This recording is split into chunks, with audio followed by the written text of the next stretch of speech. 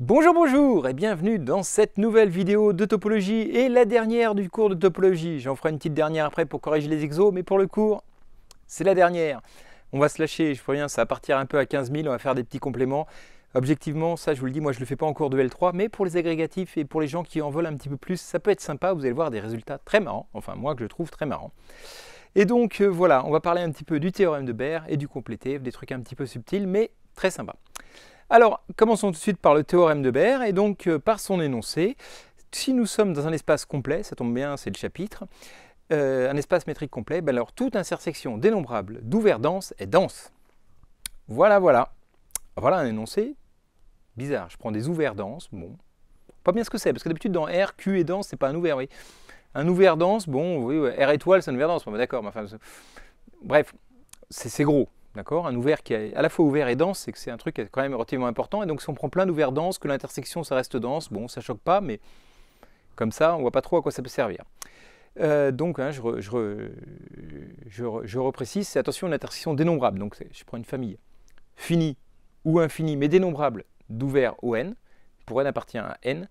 Okay, et s'ils sont tous denses, alors l'intersection de tous les ON est dense. Alors, si on prend les complémentaires des ON, on a un petit énoncé un petit peu symétrique, comme à chaque fois, vous savez, avec les ouverts et les fermés. Et donc, ça veut dire, si je prends une famille dénombrable de fermés, okay, dire que ON est dense, ça veut dire que le complémentaire de ON est d'intérieur vide. Hein, si vous réfléchissez bien, dire que ON est dense, ça veut dire qu'il rencontre tous les ouverts. Être dense, ça veut dire que n'importe quel ouvert de E rencontre cet espace-là. Donc, son complémentaire n'a jamais d'ouvert qui est inclus dans lui. D'accord?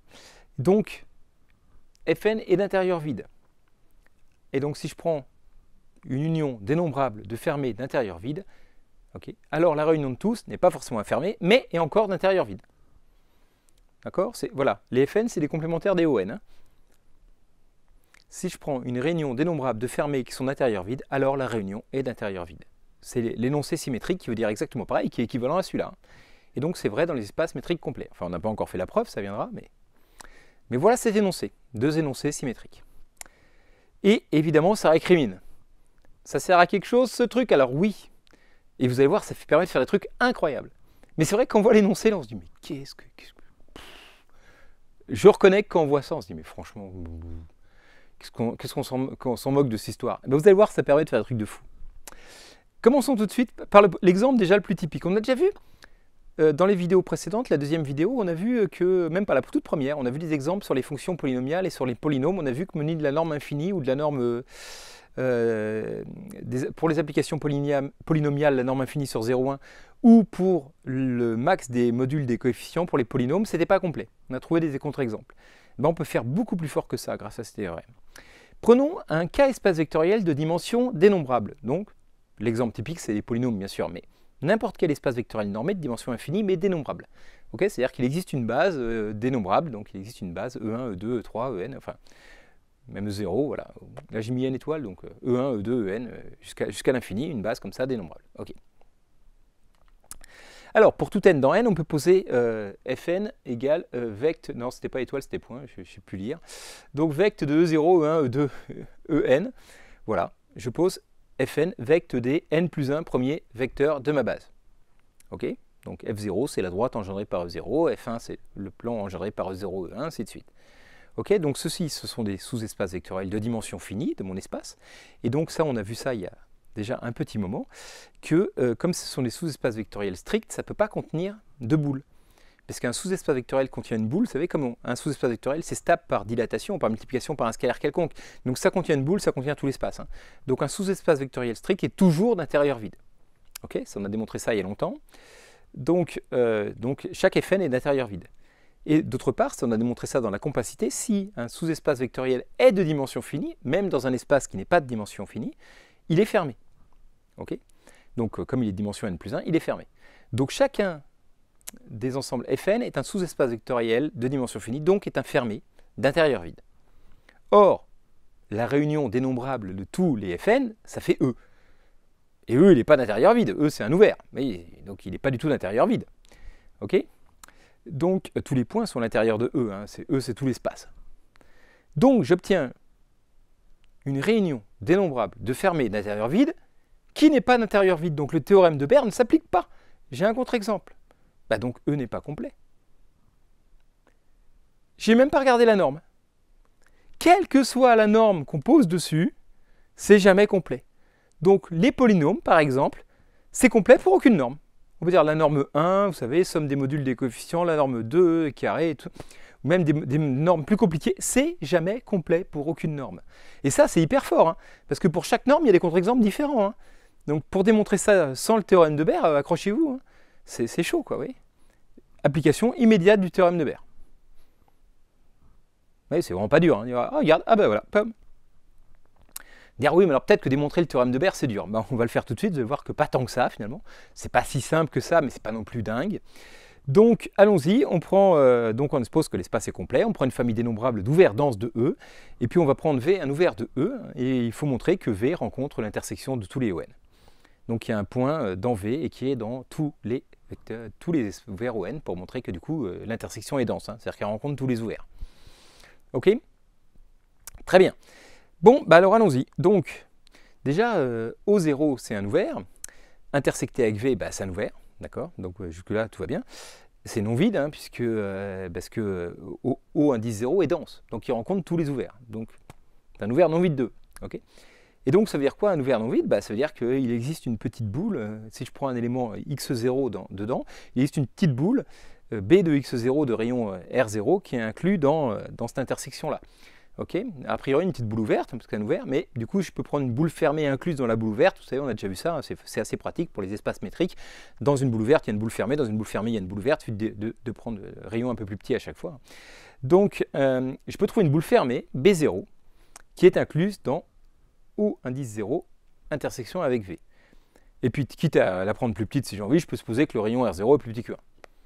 Ça, c'est pas très dur. Monter les rayons, c'est dur. Le diminuer, c'est pas un problème. Donc, si jamais elle était plus petit que 1, je ne change rien. Sinon, bah, je le prends plus petit que 1.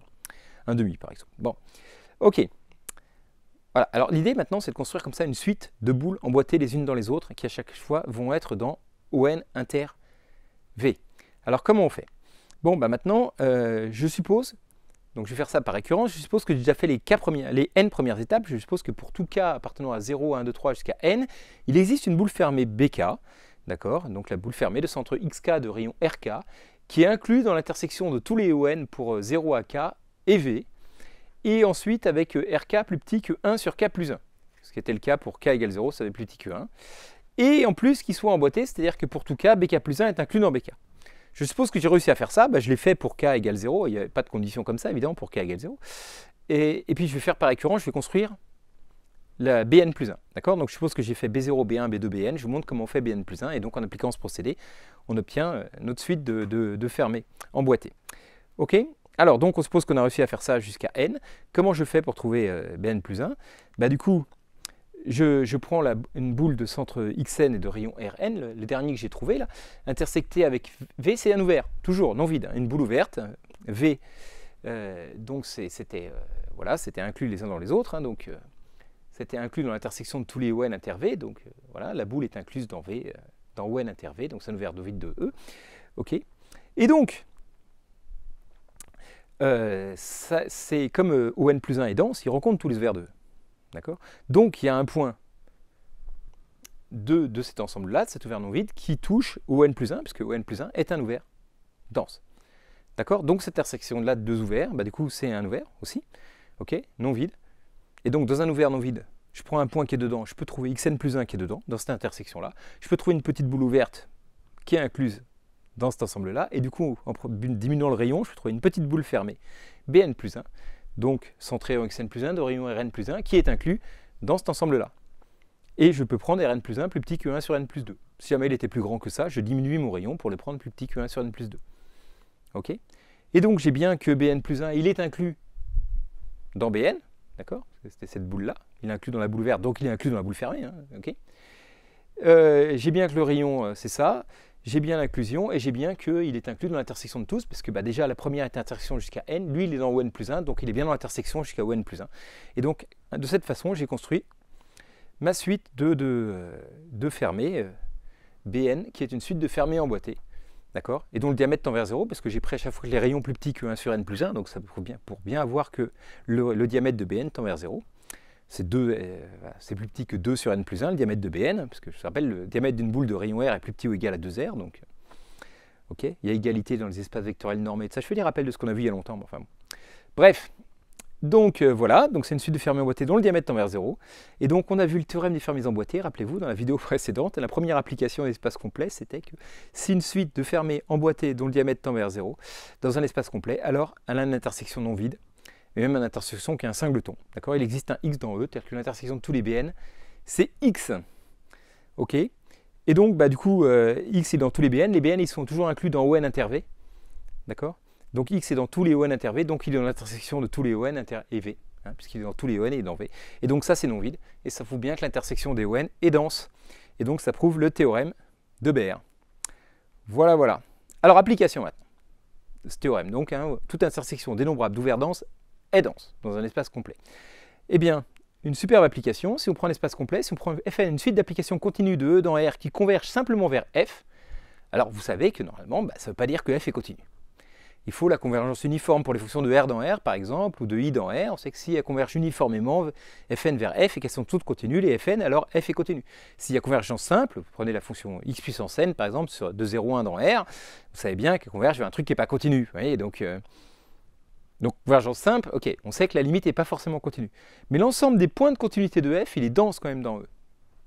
Joli résultat, d'accord. Et donc, voilà, il faut exprimer l'ensemble des points de continuité comme intersection d'ouvert dense, etc. Et c'est ça. Bon, bref, je ne vous ai pas écrit tous les détails parce que vous allez voir que la vidéo va être déjà assez longue et assez compliquée comme ça. Mais par contre, je ne vais pas vous laisser comme ça. Si vous voulez savoir comment on écrit tout ça, je vous ai mis une bonne référence, d'accord, le fameux bouquin Mathématiques L3 qui est épuisé, mais qu'on peut quand même réussir à consulter pas trop difficilement normalement, dans les bibliothèques ou sur Internet. Donc voilà, j'ai mis la page théorème 660, page 103. Donc là, vous aurez une démonstration parfaite. Je ne voyais pas l'intérêt de la recopier là, parce que j'ai déjà assez de trucs, et puis voilà. Donc, mais voilà, un genre de résultat sympa qu'on obtient avec le théorème de Baire. Allez, je vous en fais un autre, c'est vous qui allez le faire en exercice. Il y aura la correction dans la vidéo d'après, donc il n'y a pas de problème. Et c'est un truc assez rigolo. Donc prenez un cas espace vectoriel normé, même pas de dimension finie, a priori. Hein. Sinon, je ne précisais pas application linéaire continue, elles le sont toutes en dimension finie. Bon, mais si je prends une application linéaire continue qui vérifie une propriété assez bizarre, c'est que pour tout x dans E, il existe un n tel que U de U de U de U de U de X, ça fasse le vecteur nul. Okay, au bout d'un moment, on sait que pour chaque X, appliquer U un certain nombre de fois, ça va arriver sur le vecteur nul. Et bien montrer que U est nilpotente, autrement dit que je peux inverser les deux quantificateurs là. Autrement dit qu'il existe un n qui marche pour tous les X. Qu'il existe un entier n tel que pour tout X, U puissance n de X est égal à 0. Enfin, égal au vecteur nul. Vous voyez, montrer que U est nilpotente. Hein, c'est marrant. Si pour chaque X au bout d'un moment ça s'arrête, et du coup, il y a le même n qui arrête pour tout le monde. Ok. Et donc, je donne une indication parce que je suis sympa. Vous pourrez poser fp, l'ensemble des x dans E, tel que U puissance p de x égale 0 pour chaque entier p. Ça, vous avez montré que c'est un fermé. D'accord. Que la réunion de tous les fermés, ça fait tout l'espace, qui sont d'intérieur vide. Enfin bref, je vous laisse, voilà. Je vous laisse réfléchir un petit peu. Application du théorème de Baire. Normalement, vous allez réussir à montrer ça. Ok. Voilà, voilà. Donc ensuite, une autre application sympathique qui ressemble beaucoup à celle qu'on vient de voir. Prenez une application de R dans R de classe C infinie, infiniment dérivable, et qui vérifie que pour tout x, il existe un cran tel que la dérivée nième de x s'annule. Vous voyez, donc soit f de x s'annule, soit f' de x s'annule, soit f seconde de x s'annule. Mais en tout x, il y a une certaine dérivée qui s'annule. Alors montrez que c'est une application polynomiale, donc de nouveau, qu'on peut inverser, qu'il existe un n tel que pour tous les x, f nième de x égale 0. Le même n va marcher pour tout le monde. Au bout d'un moment, vous voyez, il y a un n assez grand qui annule tous les x. Et donc c'est un polynôme. C'est rigolo, hein, une belle caractérisation des fonctions polynomiales, quoi. Bon, je ne sais pas en pratique comment on l'utilise, mais c'est très joli, moi je trouve, comme énoncé, quoi. Alors pareil, la démonstration est un petit peu technique, un peu longue, il me faudrait 3 diapos et j'ai plein d'autres choses à vous raconter. Donc je vous donne la référence, le Xavier Gourdon. Donc c'est à la fin, vraiment page 422, là, dans les applications du théorème de Baire, justement, il se lâche à la fin dans les compléments, il dit « Ah, le théorème de Baire, très marrant, des applications et tout ». Et donc, il y en a plein d'autres, donc vous pouvez feuilleter tout le Gourdon, c'est super, et notamment celle-là est faite en détail à cet endroit-là. Ok. Qu'est-ce qu'on peut dire d'autre? Alors tiens, celle-là on va la faire parce qu'elle est fun. Rappelez-vous, on a vu il y a dans la chapitre 13, là, donc exercice 13.3, on a vu qu'on avait réussi à construire une fonction qui était continue sur les irrationnels et discontinue sur les rationnels. D'accord? Donc je vous la redonne, hein, la fonction elle vaut f de 0 égale 1, et puis après elle vaut 0 sur les irrationnels, et puis si on est sur un rationnel non nul, p sur q, bah, du coup irréductible, alors la fonction, l'image c'est 1 sur q. Parce qu'on avait démontré avant que si une suite de rationnels convergeait vers un irrationnel, alors forcément q tend vers plus l'infini. Et donc f de x tend vers 0. Donc elle est bien continue en tous les irrationnels. Et elle est discontinue en les points de q, parce qu'elle vaut 0 à côté, et puis elle vaut 1 sur q qui est non nul, donc elle est discontinue en les points de q. Ok, donc c'est une fonction relativement pathologique, parce que oui, on a souvent tendance à croire qu'une fonction continue, bon, un point elle est continue un petit peu autour et tout ça, bah, donc non. Et ok, bon d'accord, super, mais grâce à Baire, on peut démontrer qu'on ne peut pas faire l'inverse. C'est-à-dire que les points de continuité, il y en a quand même, de discontinuité, il n'y en a pas tant que ça. Vous voyez, ce qui va dans le sens de notre intuition, mais donc il peut y en avoir des points de discontinuité, il peut y en avoir partout, mais quand même pas tant que ça. Parce que Q, finalement, c'est une mesure nulle, hein, les points de discontinuité, vous voyez, dans R, quoi. Et ben, montrer qu'une fonction qui est discontinue sur les irrationnels et continue sur les rationnels, ça ne peut pas exister. Et ça, on va le démontrer, là, avec le théorème de Baire, vous voyez. On va prendre le temps de démontrer ce truc-là. C'est quand même, moi je trouve ça assez rigolo. Vous voyez, on ne peut pas tellement discontinue. Même si déjà discontinue sur Q, c'est pas mal. Mais alors comment on démontre ça? En fait, on va utiliser un petit résultat qu'on va démontrer après, qui dit que si on prend deux espaces métriques, et donc pour toute application de E dans F, l'ensemble des points de discontinuité de F est une réunion dénombrable de fermée de E. Alors on admet ça pour le moment. On va le démontrer après. Hein. L'ensemble des points où F n'est pas discontinu, c'est une réunion dénombrable de fermée de E. D'accord? Donc l'ensemble des points à les continus, c'est une intersection dénombrable d'ouvert. Hein, mais bon, ok. Donc, admettons ça. On admet ça. Les points de discontinuité, c'est une réunion dénombrable de fermée. Okay. Donc maintenant, imaginons qu'on ait une fonction g de R dans R, qui est pour ensemble de discontinuité les irrationnels. Elle discontinue partout sur R privé de Q. Bah, du coup, d'après ce théorème-là, bah, R privé de Q, c'est une union dénombrable de fermée. Union pour n appartenant à n dfn. Okay. Mais alors, R, bah du coup, c'est les irrationnels, union les rationnels. Les rationnels, je peux écrire union des singletons x pour tout x dans Q, et je vous rappelle que Q est dénombrable. Donc, finalement, j'obtiens une union de fermée, une union de fermée, dénombrable, la réunion de tout ça, c'est une réunion dénombrable de fermée. D'accord? Hein, ça augmente pas. Le dénombrable plus le dénombrable, ça reste dénombrable, tout ça. Vous savez, un Z2 est dénombrable, tout ça. Donc, bref. Et donc, R est une réunion dénombrable de fermée. Ok? Mais, ok. Donc, mais ces fermés, ils sont tous d'intérieur vide. Pourquoi? Bah parce que les irrationnels, c'est d'intérieur vide. Vous voyez, Fn, il est inclus dans R privé de Q. Les irrationnels, il n'y a pas d'ouvert dans les irrationnels. Donc chaque Fn est forcément d'intérieur vide. Okay, c'est des réunions. S'il y avait un ouvert dans un des Fn, il y aura un ouvert dans R privé de Q. Donc, tous ces Fn sont d'intérieur vide. Les singletons, c'est évidemment d'intérieur vide, il n'y a pas d'ouvert dans les singletons. Donc j'obtiens que R est une réunion dénombrable de fermée d'intérieur vide. Mais R est complet, donc R est d'intérieur vide d'après le théorème de Baire, ce qui est faux. Voilà la contradiction. Vous voyez, la réunion, c'est tout R qui n'est pas d'intérieur vide. R est complet, donc le théorème de Baire s'applique, donc toute réunion dénombrable de fermée d'intérieur vide doit être d'intérieur vide. J'obtiens une contradiction. Et donc, c'est pas possible de construire une fonction G comme ça, discontinue sur R privé de Q. Ok? Grâce au théorème de Baire et à ce lemme, voilà, on ne peut pas faire de fonction comme ça. Et c'est toujours dur de montrer qu'un truc n'existe pas, hein, parce que d'habitude, oh oui, je ne retrouve pas, ok. Mais prouver que c'est pas possible de faire quelque chose, c'est toujours des résultats hyper durs. Et donc, d'où la puissance de ce fameux théorème de Baire. Donc, il nous reste à démontrer ce petit truc-là. C'est un classique, mais il faut quand même le faire, c'est pas si évident que ça. Alors, allons-y. Donc, on va utiliser un truc qui s'appelle l'oscillation de f. Comme on l'utilise que ça, je ne l'ai pas défini. Mais cette petite chose-là, c'est oméga de x, là, ça s'appelle l'oscillation de f en x, et c'est défini pour n'importe quelle application de la valeur dans un espace métrique. Bon, mais... Alors je vous le dis, voilà, comment on définit ça. Donc si on prend x dans E, oméga de x, on va dire c'est l'inf des diamètres de f de u pour u, un voisinage de x. Oh là là, alors on va dire qu'est-ce que c'est que cette horreur. Donc je prends tous les voisinages de x possibles. Je prends leur image par f. Bon, bah, j'ai plein de trucs, machin. Ok. Donc je prends le diamètre de tout ça. Et je prends l'inf de tous ces diamètres-là. Ok. Et donc bah, je dis, voilà, et c'est peut-être plus l'infini. Hein, si tous les diamètres vont plus l'infini, imaginez... je sais pas, une fonction voilà, qui vaut 0 en 0 et qui vaut 1 sur x partout ailleurs, là, bah, parce qu'il n'y a pas d'histoire de continuité. Hein. Là, oméga de x, dès que je prends un petit ouvert autour de 0, l'image, ça va de moins l'infini à plus l'infini. Hein. D'accord? Donc, voilà. Donc, ça peut être éventuellement plus l'infini, hein, ces trucs-là. Ok? Si f de u n'est jamais borné hein, pour tout voisinage de x, bon. Mais bref, donc voilà, mais sinon, si c'est borné, ben, on prend l'inf des diamètres des f de u. Okay, et l'idée, vous voyez bien, pourquoi on fait ça, c'est si f est continu en x, rappelez-vous, ça veut dire que si je suis assez proche de x, ben, du coup, je suis assez proche de f de x. Donc l'image, l'inf des diamètres des f de u quand u est tout proche de x, ça va être 0.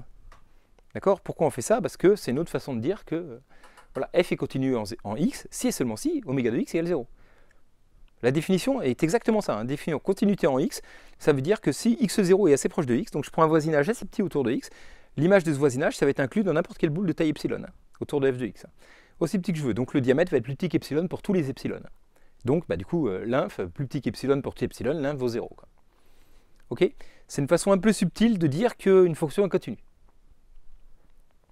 Mais pour nous, ça va être pratique, là, en l'occurrence.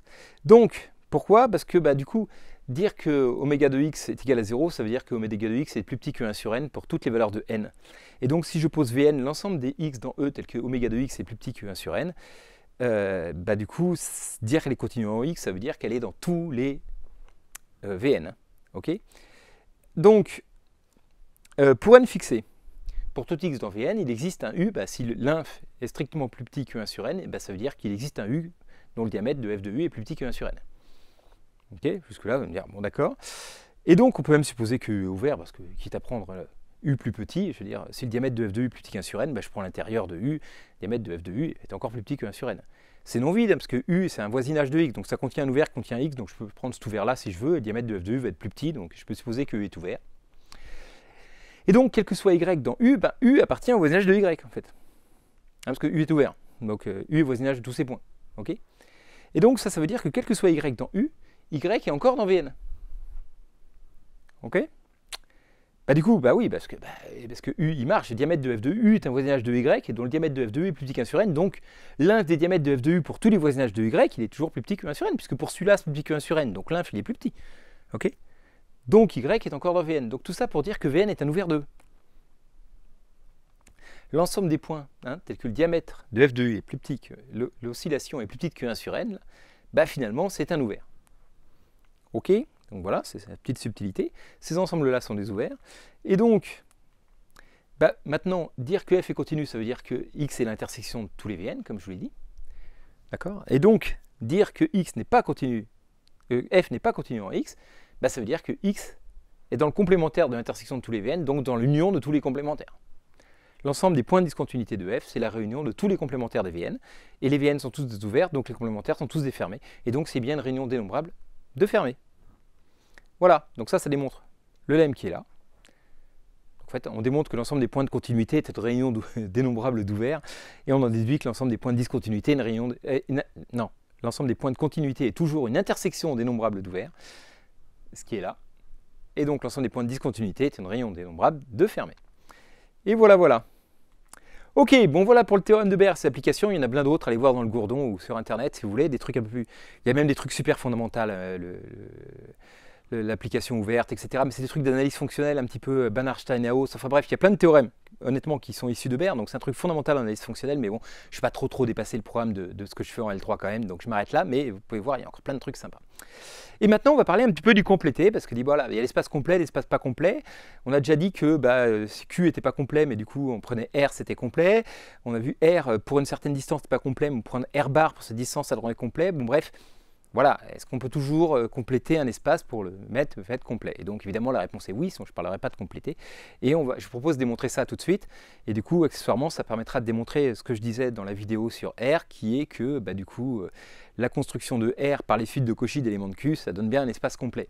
D'accord? Parce qu'en fait, R est le complété de Q. Hein, avec la définition qu'on va voir là, en fait, on va généraliser la définition de R par rapport à Q, et on va construire comme ça le complété d'un espace métrique quelconque. Hein. Ok. Alors, la définition, donc qu'est-ce que c'est? Donc, si on part d'un espace métrique non complet, a priori, parce que sinon c'est pas la peine, sinon c'est lui-même sans compléter, on voudra trouver un espace F complet qui contient E. Bon, parce que là, on va me dire, ok, alors par exemple, le 0,1 il n'est pas complet, on a vu, hein, parce qu'il y a des limites qui tendent vers 1, mais de suite de Cauchy qui tendent vers 1, mais qui ne convergent pas dans 0,1, donc c'est inclus dans R, R est complet, donc c'est pas dur, Q c'est pas complet, c'est inclus dans C, mais quelque part on se dit on en rajoute trop. Là, on se dit, bah attends, mais t'en rajoutes beaucoup trop. Là, toi, 0, 1 fermé, ça suffisait. Hein, on voudrait que f, quelque part, le complété soit un truc complet le plus petit possible. On rajoute juste les limites qui manquent. Vous voyez, 0, 1, le complété de 0, 1, bah, c'est plus logique de prendre 0, 1 fermé. Voilà, il n'y en avait que deux des espaces, des ensembles de 0, 1 qui posaient problème. Ça, c'est complet. Hein, c'est un compact dans R qui est complet. Enfin, même c'est un compact, donc c'est complet. Et Q, bah, R, ça semble bien. Le plus petit complet qui contient Q, on voit bien que c'est R, même si on va le démontrer après. Et donc voilà, on ferait quand même f le plus petit possible. Alors donc, qu'est-ce que ça veut dire le plus petit possible? Bah, ça veut dire qu'en fait, on cherche f pour que E soit dense dans f. C'est-à-dire que tout élément de f, c'est une limite de suite de E. Donc une suite de Cauchy là, qui converge vers quelque chose qui n'est pas dans f, bah du coup, hop, si on veut qu'elle converge vers quelque chose dans f, ok, et dans f, il n'y en a pas d'autres. Il n'y a pas de points qui ne sont pas des limites de suite d'éléments de E. Ouais, c'est ça le plus petit possible. Je ne peux pas faire moins, quoi. Hein, si je veux que f soit complet, il faut que toutes les suites de Cauchy de E tendent vers un élément de f, bah du coup tous les éléments de f sont des limites de suite de E. Donc E est dense dans f, quoi. Ça semble être minimum. Et si je réussis à faire ça, quelque part, f sera le plus petit possible. Ok. Donc voilà. Et donc voilà la définition. Si je prends un espace métrique, ben, un complété de E, c'est un espace métrique, donc f, muni d'une norme distance delta, tel que, alors qu'est-ce que je veux? Ben, je veux que E soit inclus dans f, mais même plus fort que ça. Je veux dire, je veux juste même qu'il existe une isométrie de E dans F, c'est vraiment la distance des éléments de E ne change pas. Quand je les regarde dans F ou dans E, c'est la même distance. Parce que je vous rappelle que l'histoire de complet, c'est très lié à la métrique, à la distance, hein, et pas seulement à la topologie. Donc, je veux que, vraiment, c'est comme si c'était une inclusion de E dans F, mais ce n'est pas vraiment une inclusion, parce que F, c'est un autre espace. Mais je transporte E dans F et les distances sont conservées. Donc, une isométrie de E dans F, dont l'image I de E est une partie dense de F. Donc, moralement, E est dense dans F, même si E n'est pas vraiment inclus dans F. Je transporte E par une isométrie dans F et I de E est dense dans F. Voilà. Si je réussis à faire ça, on dit que F est un complété de E. Ok, et ben maintenant le but de ce qui reste de la vidéo, c'est de montrer que le complété, il existe et il est unique. Ok, on va voir comment on fait pour le construire, comment on réussit à faire ça pour n'importe quel espace métrique. Et donc en même temps, on verra comment on réussit à construire R à partir de Q et qui est un espace complet par cette méthode. Hein. Ok, alors déjà l'unicité. Bon, imaginons que j'ai deux complétés. Donc j'ai une application, une isométrie I de E dans D, de ED dans F delta, et de ED dans G avec un grand D, avec des ronds, ok, qui deux complétés, donc c'est-à-dire que voilà, c'est dense dans chacun, etc. Alors si c'est le cas, alors c'est possible parce qu'en fait on peut toujours renommer les éléments, dire ah bah non, c'en est une autre et tout ça, mais ouais, si j'appelle les éléments autrement, mais que c'est la même, vous voyez. Donc ça veut dire quoi? Ça veut dire qu'il existe une isométrie phi bijective entre F delta et G D. Donc ça, une isométrie bijective, ça veut dire que les deux ensemble, c'est les mêmes. Hein. On change le nom des éléments. Mais au niveau de la métrique, c'est rigoureusement la même. Je change le nom, hop, hop, hop, hop, lui avec lui, mais toutes les distances sont exactement les mêmes. Distance de lui à lui, distance de lui à lui, distance de lui à lui, distance de lui à lui, vous voyez. Donc c'est beaucoup plus qu'un homéomorphisme. Hein. D'accord? C'est, voilà, l'isométrie bijective, c'est un homéomorphisme vachement plus fort parce que toutes les distances sont les mêmes. Hein. Ok, donc c'est vraiment la même chose. Et puis en plus, l'injection est même la même. C'est-à-dire que si je prends d'abord I, hop, je vais dans F, et après je fais phi, bim, c'est pareil que j'avais fait I' directement. Vous voyez, l'injection de E, c'est la même chose. Les éléments là, je change leur nom, je garde les distances, mais les éléments de E, ça correspond aux éléments de E ici. Hein. Vous voyez, ça veut vraiment dire, en fait, tu dis, ah, il y en a deux, mais en fait, il n'y en a qu'un, parce que c'est juste, on appelle les éléments autrement, mais c'est le même ensemble, il y a le même nombre d'éléments, il y a la même correspondance, c'est pas la même distance, il y a un D, il y a un delta, mais ils valent les mêmes valeurs sur les éléments qui se correspondent, d'accord, parce que c'est une isométrie, et il n'y a pas plus d'éléments, c'est bijectif, etc., et puis ceux de E sont envoyés dans E, donc, voilà. Ok, donc on va démontrer ça, et ça veut vraiment, il faut bien visualiser, ça veut dire que, ok, il peut y en avoir plusieurs, mais c'est essentiellement le même, quoi, voilà. S'il y a un complété de cube, je ne l'appelle pas R, je l'appelle autrement, j'appelle les numéros autrement, mais c'est comme si c'était R, voyez, tous les éléments de R avec les mêmes distances, etc. Quoi. Ok, bref. Alors allons-y. Donc, comme I est injectif, parce que c'est sa définition, je vous rappelle, I c'était une isométrie hein, de E dans I de E, donc une isométrie forcément injective, parce que deux éléments ne peuvent pas arriver au même endroit, parce que ça conserve les distances, donc s'ils sont différents au début, ils sont différents à la fin. Ok. Donc je peux revenir en arrière. C'est l'injectif, chaque élément de I de E admet un unique antécédent. Okay, donc si je prends un élément de I de E, je peux prendre son antécédent par I-1 de Y, c'est un élément de E. Okay, et puis après faire F, enfin I' de lui, I' de E, un élément de E, j'arrive dans G. Donc j'obtiens bien un élément de I de E dans G. Je l'appelle F. Bizarre, vous voyez, donc j'avais I de E quelque part, c'est l'inclusion de E dans F. Je prends un élément de là, je l'amène là, et hop, j'arrive dans G. Parce que j'essaie de construire une application de f dans G. Donc I de E, c'est une partie de f. Donc je commence à avoir une fonction d'une partie de f dans G. Ok, mais une partie dense. Comme f est une isométrie, elle est uniformément continue. Bah oui, hein, d'accord, elle est lipschitzienne, donc voilà, donc elle est uniformément continue. Et I de E est dense dans f. Rappelez-vous, c'est un complété, ça veut dire que I de E est dense dans f. Et donc, théorème de prolongement, rappelez-vous qu'on a vu dans la deuxième vidéo, on peut prolonger une application uniformément continue définie sur une partie dense, d'accord, dans un espace métrique, on peut la prolonger par une application phi de f dans G qui est continue. Alors, à condition que l'espace d'arrivée soit complet. Ça tombe bien, l'espace d'arrivée est complet. D'accord? Parce que G est un complété, donc f et G sont complets. Mais on a besoin de l'espace d'arrivée qui était complet. Donc, pour notre théorème de prolongement, regardez. Hein. Donc voilà, c'est une application uniformément continue d'un espace métrique dans un espace complet qui est définie sur une partie dense. On peut la prolonger de manière unique à une application uniformément continue sur tout E.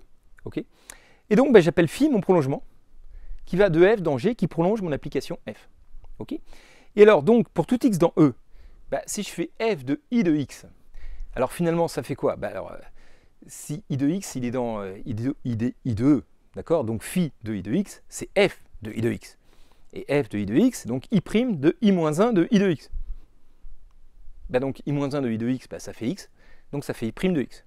Donc pour tout x dans E, j'ai bien f rond i égale I'. Ça, c'est bon. Ok? Donc qu'est-ce qui reste à démontrer? Que phi est une isométrie et est bijective. Ok? Ça, on n'a pas encore fait. Alors, très bien, donc première chose, on va montrer que c'est une isométrie, donc on prend A et B quelconque dans F, et montrer que la distance des ronds de phi de A à phi de B, c'est égal à la distance de A à B. Ok? Donc du coup, parce qu'on sait déjà que... Enfin, non, il faut démontrer ça, et ce sera... Voilà, c'est la distance entre... Ok, donc... Hop, je me suis planté, c'est delta de A à B. Je me disais, c'est un petit bizarre, c'est pas D, c'est pas E, c'est delta. Je mets une petite boulette là. Ok, donc, bon alors, j'utilise le fait que I de E est dense dans F, et donc je vais dire que si je prends A et B qui sont dans F, comme I de E est dense dans F, il existe une suite d'éléments de I de E, donc j'appelle AN, donc une suite, alors I de AN, donc une suite d'éléments de I de E, comme I est injective, il existe un antécédent à chaque fois pour un élément de I de E. Donc il existe une suite AN d'éléments de E, telle que I de AN tende vers A. Et pareil, il existe une suite de I de E qui converge vers B, donc une suite BN d'éléments de E, telle que I de BN tend vers B. Ok? Jusque-là, tout va bien. Hein, on a un antécédent. Pour tous les éléments de I de E, il y a un antécédent, donc je peux trouver une suite. I de N tend vers A et I de BN tend vers B. Ça, c'est la densité de I de E dans F. Ok?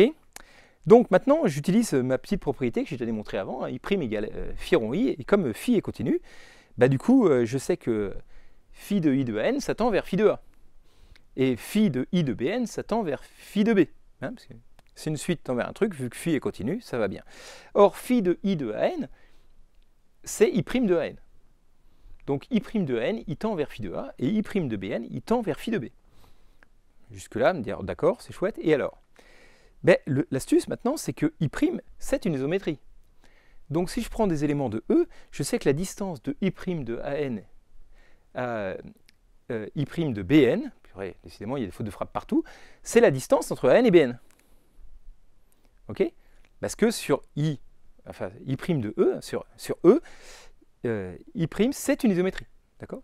J'inclus E dans G par I' de façon isométrique. Donc la distance entre I' de AN et I' de Bn à l'arrivée, c'est la distance de AN-Bn au début. Ok?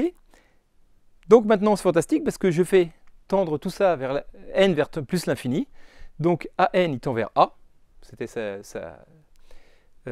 il tend vers I de A. Enfin I de N tend vers A. D de Bn. Bon bref, donc je traduis tout ça. Je fais n tend plus l'infini. Je trouve que D de phi de A, phi de B, hein, je ne l'ai pas marqué, c'est la distance entre I de A et I de B. Donc entre A et B. Et donc c'est bien une isométrie. Okay, par passage à la limite, on obtient bien ce qu'on voulait. Ok, Parce que distance de delta de I de A, I de B, c'est pareil que D de AB, puisque I aussi est une isométrie. Voilà, je n'ai pas écrit tous les détails parce que ça dure longtemps, mais j'aurais peut-être dû en mettre un peu plus à ce moment-là, je me rends compte maintenant, mais ok. Mais ça prouve bien que phi est une isométrie par passage à la limite, parce que les distances sont continues, vous savez, ça marche toujours. On l'a vu ça dans les définitions sur les distances il y a très longtemps. Ok, bref. Donc, ensuite, comme je sais que phi est une isométrie, maintenant il faut que je démontre qu'elle est bijective. Alors, bon, comme c'est une isométrie, elle est injective. Ça, on l'a déjà vu, ces deux éléments sont différents, leur distance étant non nulle à l'arrivée, ça ne peut pas être le même, donc ça c'est toujours injectif, il faut juste montrer que phi est surjective maintenant. Alors, je sais que phi de f est complet, parce que ça c'est l'exercice 15.4, rappelez-vous, si on a une isométrie, l'image de n'importe quelle partie par une isométrie est un espace complet de l'espace d'arrivée. Donc comme f est complet, parce que c'est un complété de E, phi de f est complet dans G. Okay, je ne sais pas que phi de f est égal à G complet, mais je sais que phi de f est inclus dans G. Donc phi de f est infermé, parce que les parties complètes, c'est toujours des fermés de l'espace. Donc phi de f est infermé de G. Okay, mais de plus, on sait que I' de E, c'est phi de I de E. Donc c'est inclus dans phi de f. Ok, hein, ça c'est ma truc qui est là. Et I' de E, c'est dense dans G. Et c'est inclus dans phi de f. Donc phi de f, il est dense dans G. Il est dense dans G, donc son adhérence c'est G, et il est fermé dans G. Donc phi de f égale G. D'accord? Phi de f contient l'adhérence de I' de E, hein, puisque il contient I de E, qui est G. Donc phi de f contient G. Donc phi de f égale G. Et donc phi est surjective. Donc phi est bien bijective. Injective, surjective, ok. Donc ça permet de démontrer l'unicité. Ouf! Alors accrochez vos ceintures parce que maintenant on va faire la preuve la plus longue de toute ma série de vidéos, je crois, jusqu'à maintenant, pour l'existence. Mais c'est utile parce que ça justifie quelque part la construction de R, hein, donc c'est pas le moment de lâcher l'affaire. Donc mettez sur pause si vous voulez, allez boire un coup avant d'attaquer la preuve de l'existence du complété. Hein. Et moi je vais y aller parce que on y va. Alors, donc maintenant, il faut montrer que ça existe. Alors, comment on fait pour le construire? Donc, vous avez déjà vu l'histoire de la construction de R, ça ne va pas vous surprendre. Si vous ne l'avez jamais vu, vous allez ouvrir des grands yeux et écarquiller, mais bon, bref. Donc, si je prends ED, un espace métrique, hop, j'aurais pu faire deux étapes en prenant d'abord l'ensemble des suites de Cauchy d'éléments de E. Et après, en disant, tiens, il y a une relation d'équivalence sur les suites de Cauchy qui est, tiens, que UN est équivalent à VN si la limite de la distance de UN à VN, c'est égal à 0. Alors on peut voir facilement que c'est une relation d'équivalence parce que la distance de UN à UN c'est égal à 0, donc quand n tend vers l'infini ça fait bien 0. Distance de UN à VN c'est pareil que la distance de VN à UN, donc la relation est symétrique et elle est transitive parce que si la distance de UN à VN tend vers 0 et que la distance de VN à WN tend vers 0, alors la distance de UN à VN tend vers 0, à WN tend vers 0 aussi. Ok, donc c'est bien une relation d'équivalence sur les suites de Cauchy. Je prends directement les classes d'équivalence pour cette relation d'équivalence, j'appelle C. Donc l'ensemble des classes d'équivalence des suites des Cauchy d'éléments de E par cette relation-là, on dit que deux suites sont équivalentes, en gros si elles ont la même limite, sauf qu'elles n'ont pas forcément de limite, vous voyez, parce qu'on n'est pas dans un espace complet E à la base. Mais en tout cas, si la distance entre UN et VN, ça tend vers 0. Ok? Donc voilà. Donc dans ces cas-là, on dit que les deux suites sont équivalentes. Et donc moralement, une autre idée de notre complété, c'est comme dans l'idée de la construction de R, ça c'est de prendre des suites de Cauchy d'éléments de Q, quotientées par la relation UN moins VN tend vers 0. D'accord? Dans Q, autrement dit, celles qui ont la même limite, on dit que c'est les mêmes, et puis l'idée c'est des R, c'est les limites de ces suites-là. Mais on ne peut pas définir les limites, parce que c'est des choses qui n'existent pas, donc c'est cette suite-là en fait. On définit la limite par la suite, en fait, par la classe d'équivalence de la suite, quoi. Vous voyez? C'est ça la subtilité, quoi. Donc F, ça va être ça, hein, ça va être C, hein, l'ensemble des classes d'équivalence de suites de Cauchy. Ouais, les éléments, c'est des suites, quoi. Enfin, des classes d'équivalence de suites, quoi. Ça chauffe, hein. Bon, bref. Donc voilà, donc c'est ça l'idée. Hein. Maintenant, on va voir comment on fait pour montrer que toutes les propriétés qu'on veut, hein, que ce soit inclus, isométrique, dense, tout ça. Bref, alors allons-y. Donc déjà, comment je peux inclure E dans C? Bon, bah ça, c'est pas très dur parce que je prends un élément X qui est dans E, je prends la suite constante égale à X, je prends sa classe d'équivalence. D'accord? C'est une suite de Cauchy, la suite constante égale à X. Hein. C'est peinard, hein. Elle converge, donc elle est de Cauchy. Donc, je prends la classe d'équivalence dans C, donc toutes les suites dont la distance entre L et L tend vers 0, donc autrement dit, toutes les suites qui convergent vers X. Ok? J'appelle ça I de X. Voilà. D'accord? Donc voilà, la classe d'équivalence, toutes les suites convergent vers X, c'est l'application qui a X associe l'ensemble des suites convergent vers X. Ouais, les classes d'équivalence de la suite constante égale à X. Ok? Voilà. Donc ça me permet d'avoir une application injective de E dans C. elle est bien injective parce que je prends x différent de y, et bah, du coup, j'obtiens deux suites de Cauchy différentes, hein, puisque la distance, vous voyez, la distance, ce ne sera pas nul. Hein. X et y sont différentes, distance de x à y, c'est donc la distance un et vn bah, est strictement positive, hein, c'est la distance en x à y, ça ne dépend pas de n. Donc c'est pas 0, donc elles ne sont pas équivalentes, donc c'est bien une application injective. Si j'ai deux x différents de y, les deux classes d'équivalentes ne sont pas les mêmes à la fin. Okay, très bien. Donc maintenant, il faudrait que ce soit une isométrie. Alors comment je pourrais faire pour que ce soit une isométrie? Vous voyez, donc je me dis, bah, il faudrait, si je prends deux suites constantes, bon, ok, l'écart entre les deux suites, bah, c'est pas dur, c'est l'écart entre les deux nombres. J'aimerais bien que ça ne change pas. Maintenant, si deux suites ne sont pas constantes, convergent vers x, vers y, il faut que la distance entre ces deux suites, ce soit la distance entre x et y. Bah, donc, autrement dit, pour que ce soit une isométrie, pour que ça marche bien, il faudrait que si je prends deux classes d'équivalence de deux suites un et vn, là, que la suite delta, je voudrais bien poser la distance entre u bar et v bar, bah, ce soit la distance entre les limites de un et de vn. Mais ça n'existe pas, parce qu'a priori, les limites de un et vn, ça n'existe pas.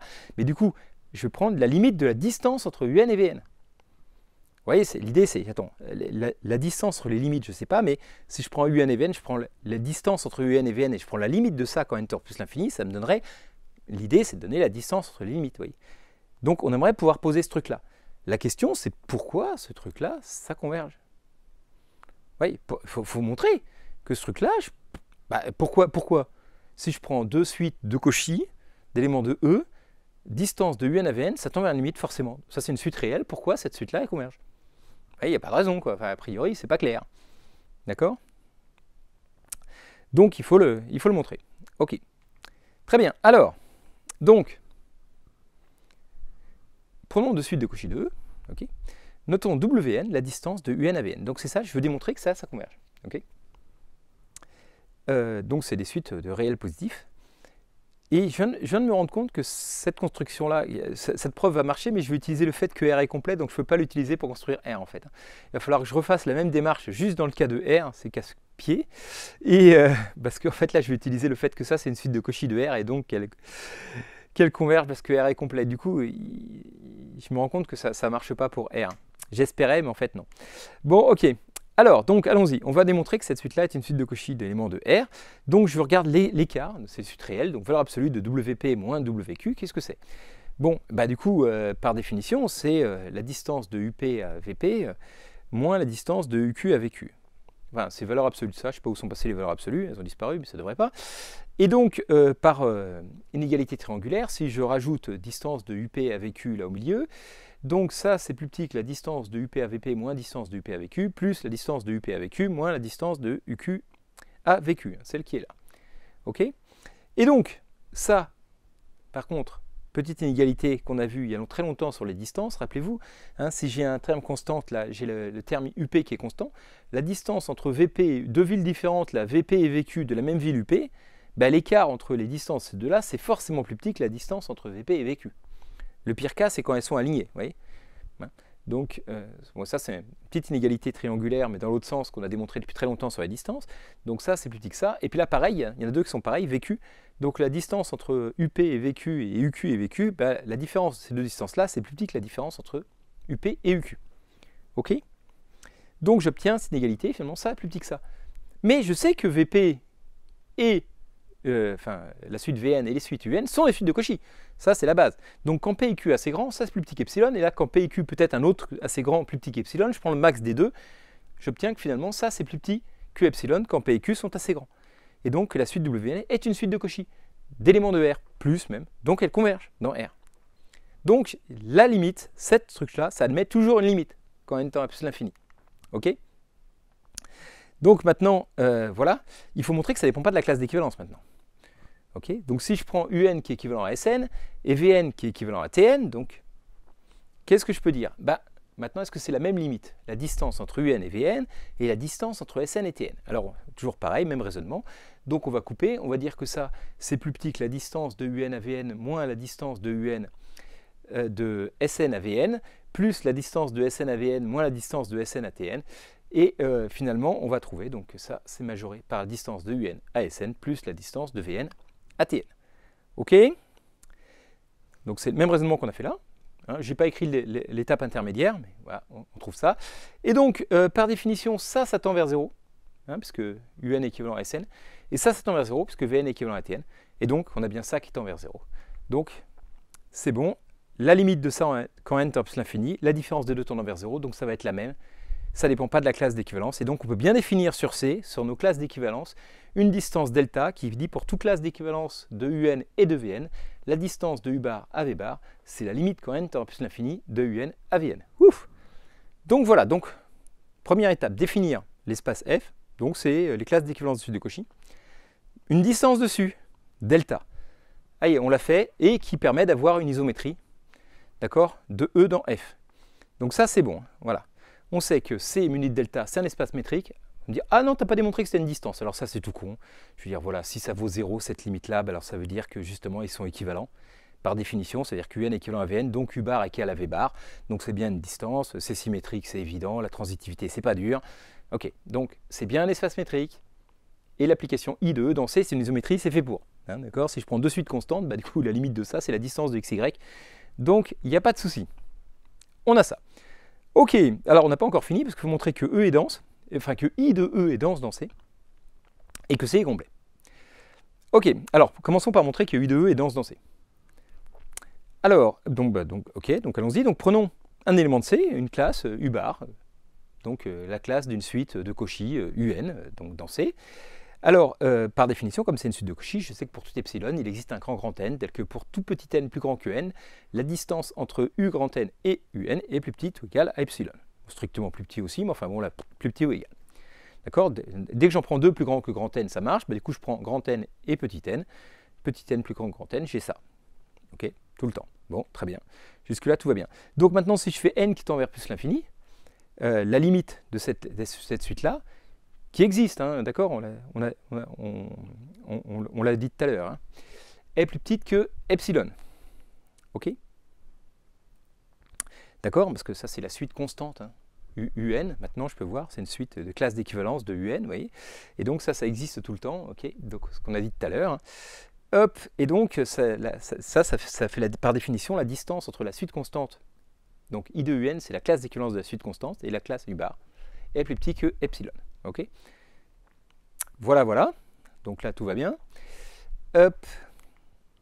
Et donc, U bar, c'est bien une limite. Vous voyez, c'est U bar, il est aussi proche que je veux de cette suite-là, I de UN. Hein, pour tout epsilon, je trouve un élément de I de E dont la distance est plus petite qu'epsilon. Ça veut bien dire que U bar, il est dans l'adhérence de I de E.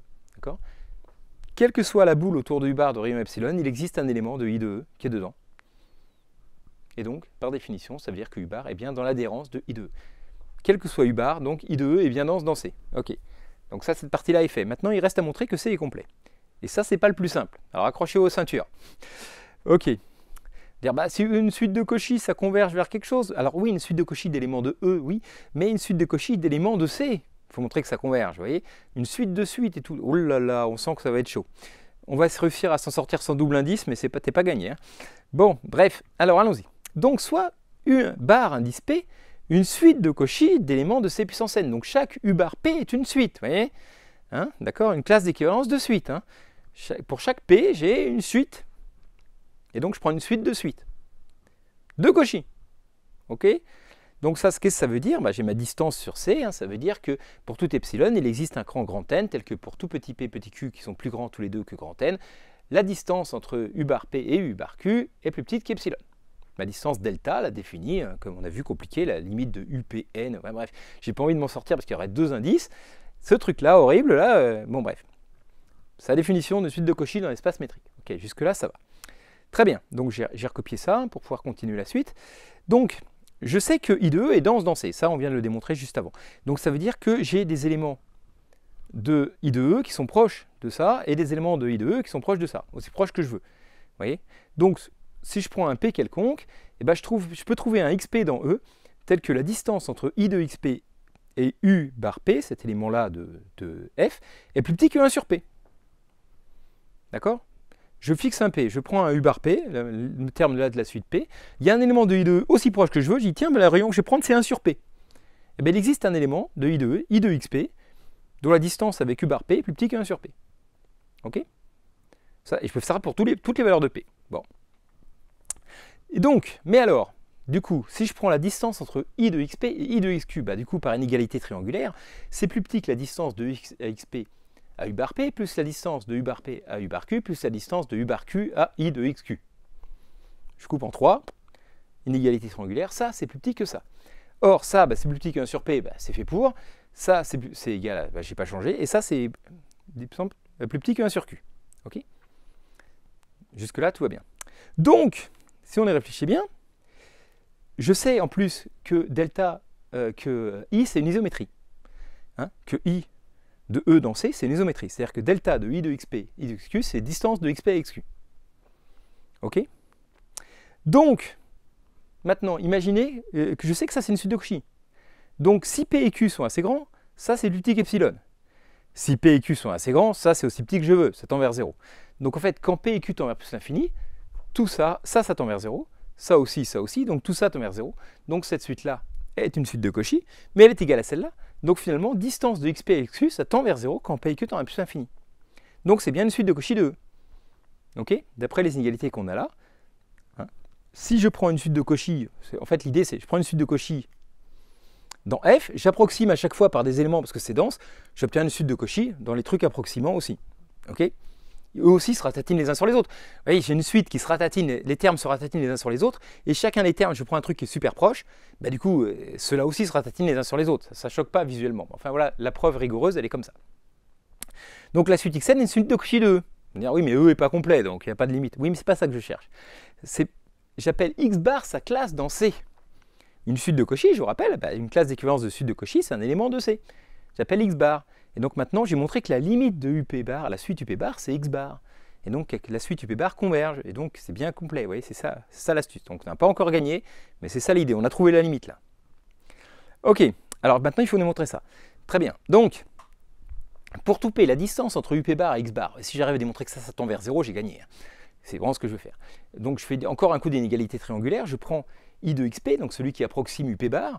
Donc c'est plus petit que la distance entre x de xp up bar et la distance plus la distance de I de xp à x bar. Et donc c'est plus petit que 1 sur p fois la distance de I de xp à x bar. Ok. Mais ça, je sais que ma suite xn est une de Cauchy.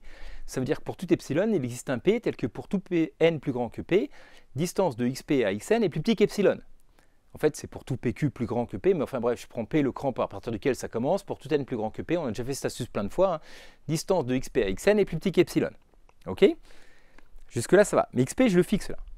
Et donc, si la distance de xp à xn est plus petit qu'epsilon, quand n tend vers plus l'infini, la limite de ça est aussi plus petite qu'epsilon. Et donc, ça c'est la suite constante, ça c'est la suite xn. Rappelez-vous, ça veut dire, la limite quand n tend vers plus l'infini de ça, c'est exactement ce truc-là. Donc, la distance de I de xp à x bar est plus petite qu'epsilon. Et finalement, la distance de UP à x bar est plus petite que 1 sur p plus epsilon. D'accord? Je sais que ça, du coup, est plus petit qu'epsilon, hein, parce que c'est la définition de ça. La limite quand même plus infinie de ça, c'est ça. Et donc, finalement, UP bar converge bien vers x bar, puisque ce truc-là tend vers 0 quand p tend vers plus l'infini. Et voilà. Donc, je n'ai pas écrit tous les petits détails et tout, parce que la preuve est déjà super longue. Mais vous pouvez reconstituer sans problème la construction de tout ça. Ok. Voilà, belle preuve, non? Ça valait le coup de terminer avec ça. Hein. Allez, on va juste faire un petit exemple. On a déjà vu que les applications continues, dans la deuxième vidéo, on a vu que les applications continues menues de la norme 1, c'était pas complet. On a vu que pour la norme infinie, c'était complet, pour la norme 1, ça l'était pas. La norme 1, l'intégrale de la valeur absolue de f, vous voyez. Et bien du coup, c'est quoi le complété de tout ça? Et bien, un des objectifs de la théorie de la mesure, c'est d'identifier le complété de cet espace-là, comme un espace de fonction, et le résultat c'est l'espace qu'on appelle L1 de AB, qui est associé à la mesure de Lebesgue des fonctions intégrables sur AB, hein, quotientées par la relation d'égalité presque partout. Vous voyez, c'est les suites de Cauchy de fonctions continues dont l'intégrale va... Enfin bref. Voilà. Le complété, on obtient ça. Vous voyez, cet espace L1 de AB, en fait, on peut le voir comme le complété des fonctions continues pour celles pour lesquelles l'intégrale voilà, converge. Enfin bref. Donc c'est voilà, un exemple qu'on avait déjà vu, on est L1 est complet, en fait oui, parce que c'est le complété de cet ensemble-là. Mais voilà. Très bien, bref, sur ce, je vous remercie d'avoir suivi tout ça. C'est marqué fin. Ah, d'habitude c'était marqué à suivre. Oui, la topologie c'est fini. Après donc, je sais pas combien, j'ai pas compté, mais peut-être une cinquantaine de vidéos sur la topologie. Je m'arrête, c'est terminé. On parlera d'autres choses maintenant. Je vais pouvoir retourner à d'autres sujets plus rigolos. Enfin, plus rigolos ou pas, elle est super rigolo la topologie. Mais en tout cas, je vais arrêter de vous embêter avec ça. Je vous félicite d'arriver au bout. Vous en connaissez largement pour faire tout ce qu'il faut pour passer les concours jusqu'à la Greg. Donc voilà. félicitations et puis à bientôt pour d'autres aventures. Une fois de plus, je remercie les charmants donateurs sur Tipeee.